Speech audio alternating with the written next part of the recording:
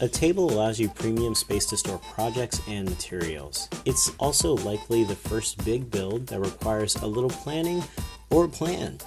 Luckily for you, there's a plan set ready to go. It's a super easy to make project, great for getting started, requires very basic tools, and only cost about $111. Link below.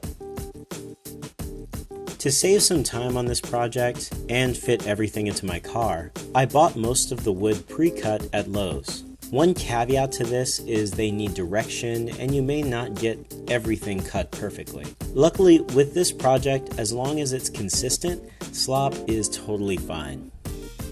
Step number 0 is to cut all the wood to length. A notch on the bottom shelf is not required till later, but if you're in the process, you might as well do it now.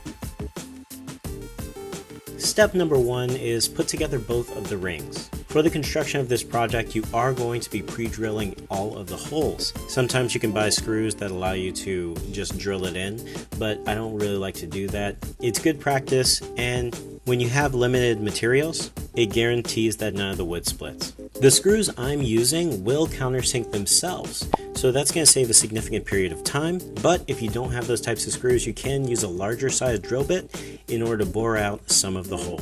This will just allow the screws to sit flush to the face. I'm using 3 screws at each of the joiners. It just feels stronger when you have 3 instead of 2.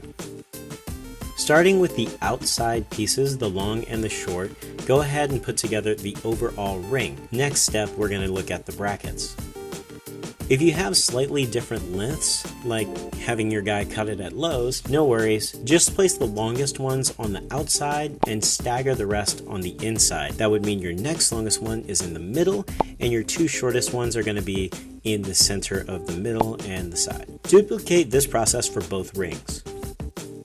Step 2 is to screw the legs to the top ring. Using clamps, I secured the legs to the ring. This squares the face of the legs to the face of the ring and removes any gaps in both directions. Use 4 screws on each of the leg faces that touch the ring. Same method as before, where we're going to pre-drill all of the holes.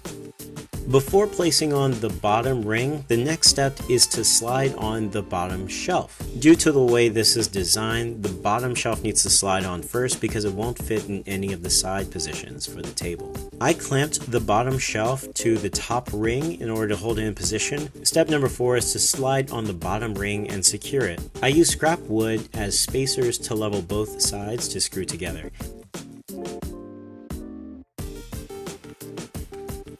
Everything is pretty snug at this stage, so you're going to use some gentle persuasion to get the bottom shelf to slide down next. Once the bottom shelf is in place, you're going to screw it together. Making sure it's in the right orientation, you're going to catch the short sides first, move over to the long sides, and then screw it down to the bracers.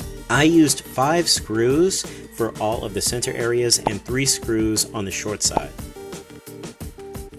Once that's done, you can just shift on the top shelf, and with the same methodology as the bottom shelf, I used 5 screws on the short side and 5 screws on all the bracers. Step number 7, profit.